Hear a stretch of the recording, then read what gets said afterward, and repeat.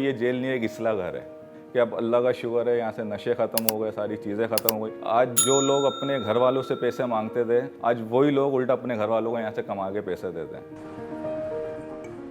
अभी ये है कि मुझे बहुत अच्छा, बहुत फ़ख्र महसूस हो रहा है कि मेरे बेटे ने वहाँ मेहनत, खून पसीना बहा के अपना, और उसने अपनी वालदा के लिए इतना सोचा कि उम्रे के लिए अपनी वालदा को वो भेज रहे हैं। जब कोई बेटा अपनी माँ के लिए कुछ करता है तो उसकी जो मुस्कुराहट होती है उनकी, वो मैं आपको बता नहीं सकता कि मेरी वालदा के चेहरे पे कितनी मुस्कुराहट थी कि जब मैंने उनको पैसे भी दिए उम्रे के लिए, कि जितनी खुशी थी, जितना सुकून मुझे मिला है किसी को भी नहीं मिला हूँ जेल के अंदर, जो मैंने एक अपनी वालदा के चेहरे पे एक सुकून और मुस्कुराहट देखी थी। मेरा नाम मोहम्मद एजाज है, मेरी जो उम्र है वो 42 है। मैंने अभी इंटर करा है, यहीं पर ही जेल के अंदर ही पढ़ा है मैंने। मैट्रिक भी यहीं करी और इंटर भी मैंने यहीं करा। मैं 2013 के अंदर जेल आया था। मुझे टोटल हो चुके हैं 11 साल जेल के अंदर। मेरे ऊपर जो केस है वो 365 का केस है और सज़ा जो हुई है मेरे को 25 साल की सज़ा हुई है। और जो मेरे ऊपर जो केस है, वो इल्ज़ाम जो मेरे ऊपर लगाया गया है वो 2.5 लाख रुपए का। मैंने तवान जो मांगा है वो 2.5 लाख रुपए मांगा। अल्हम्दुलिल्लाह आप लोग देख सकते हैं कि पता नहीं कितने 2.5 लाख रुपए की मैंने यहाँ पर पेंटिंगें बना के अपनी सेल आउट कर चुकी हूँ, अपनी फैमिली को सपोर्ट करा है इसी से, और अपने मामला भी मैं यहीं से सपोर्ट करता हूँ। मैंने यहीं से ही सीखा है, जेल से। मैंने यहीं पर ही एम्ब्रॉयडरी सीखी पहले, फिर उसके बाद मैंने यहीं पर ही पेंटिंग सीखी। फिर बस एक आइडिया आया कि ना इसके अंदर एक नई चीज़ बनाई जाए, एक 3D पेंटिंग मैंने यहाँ पर बनाई। हम सुबह 8:30 बजे 8 बजे यहाँ पर आ जाते हैं फाइन आर्ट के अंदर, और शाम 5 बजे तक मसरूफियात ही रहती है, काम में लगे रहते हैं। और मैं अल्हम्दुलिल्लाह यहाँ पर टीचर भी हूँ, लोगों को काम भी यहाँ पर सिखाता हूँ। मेरे को शौक बिल्कुल भी नहीं था आर्ट से, मेरा कोई फील्ड ही नहीं थी मेरी आर्ट की। मेरा जो काम था वो बाहर अलग था। जेल में आके मुझे ये शौक हुआ कि शुरू में मेरे को तकरीबन 2 महीने 2.5 महीने बड़ी प्रॉब्लम हुई थी जेल के अंदर के, मतलब कौन सी ऐसी जगह पर आ गया मैं यहाँ पर कि हर किसी की एक अपनी कहानी, हर किसी के एक अपने मसाइल यहाँ पर। तो फिर उसके बाद फाइन आर्ट स्कूल के अंदर मैं यहाँ पर जब आया तो यहाँ देखा एक कलर की दुनिया है, यहाँ तो एक अलग ही माहौल है यहाँ पर। तो मैंने क्यों अपना टाइम ज़ाया करने से बेहतर है कि कुछ ना कुछ सीखा जाए यहाँ पर। ये जेल नहीं है, एक इस्लाह घर है।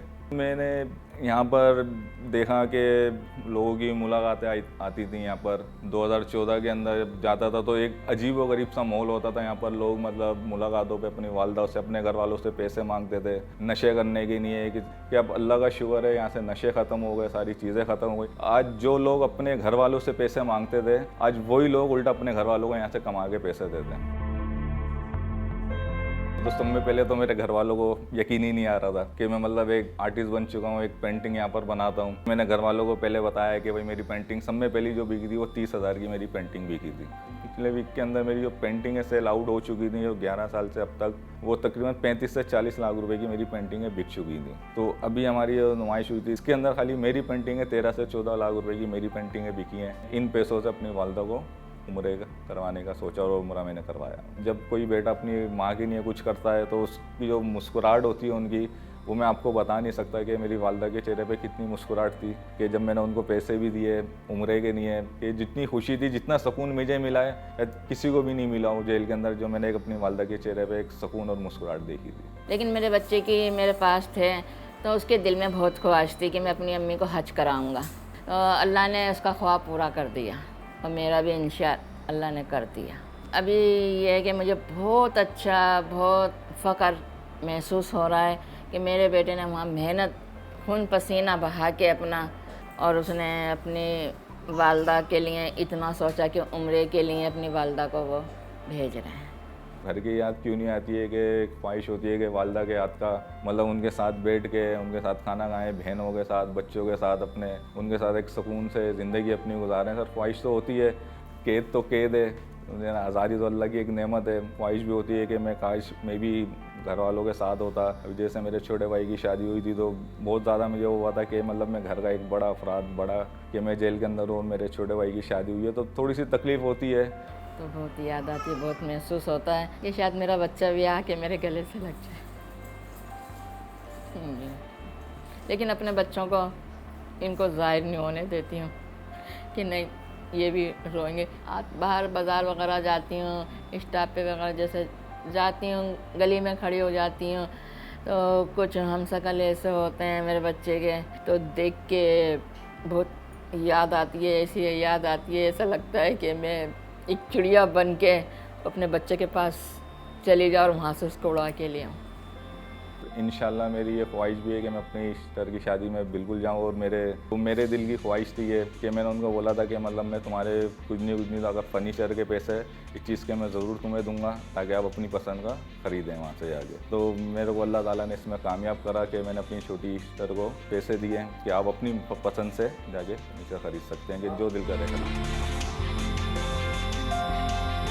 मैं पेंटिंग के ज़रिए ये मैसेज देता हूँ, जो मैंने इस पेंटिंग में कलर डाले हैं, एक खुशी के कलर डाले हैं, खुश ज़िंदगी किस तरीके की होती है, और कहीं मैंने ऐसे कलर डाले हैं कि गम दिखाइए, अफसोस दिखाया है कि बंदा कोई गलती एक छोटी सी कर देता है तो वो किस तरीके से अफसोस एक ज़िंदगी अपनी गुजारता है। जैसे देखा है कि गुस्से में आके लोग मर्डर कर देते हैं, ये कर देते हैं, फिर उसके बाद सारी ज़िंदगी का पछताना है। तो वो चीज़ें मैंने अपनी पेंटिंग में वो कलर के ज़रिए मैंने ये पैगाम दिया।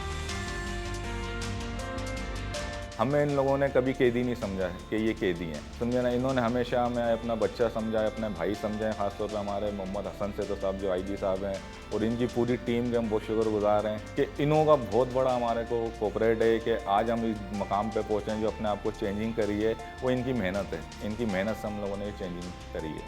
स्टेक होल्डर जेल में कैदी होता है, अगर वो उनकी मर्ज़ी ना होती तो ये कामयाब ना होता। मैंने उनको समझाने की कोशिश की और समझाया, और उन्होंने काम किया, उन्होंने काम कर दिखाया बड़े डिसिप्लिन के साथ, प्यार के साथ। मैंने उनको यही कहा कि जो तुम्हारे पास इल्म आ गया है, हुनर आ गया है, ये दूसरों तक मुंतकिल करोगे तब इंसानियत होगी। उन्होंने वही किया। कराची सेंट्रल जेल में फ़ाइन आर्ट्स के अलावा म्यूज़िक सेंटर भी है, म्यूज़िक क्लासेस होती हैं, और उसके बाद कंप्यूटर क्लासेस हैं, सॉफ्टवेयर हार्डवेयर का उनको काम सिखाते हैं। फिर लैंग्वेजेस हैं, सिंधी, उर्दू, इंग्लिश और चाइनीज़ लैंग्वेज सिखा रहे हैं। अब इंशाल्लाह थोड़े दिनों में हम इनको अरबिक जो लैंग्वेज है उसका भी हम क्लासेस शुरू करने जा रहे हैं, ताकि जो हमारा जो पाकिस्तानी बंदा है जेल में आया है, बाहर निकलता है, उसको मौका मिलता है दुबई जाने का, मज़दूरी करने का, सऊदी मज़दूरी करने का, तो उसको वहाँ की भाषा समझ में आ जाए।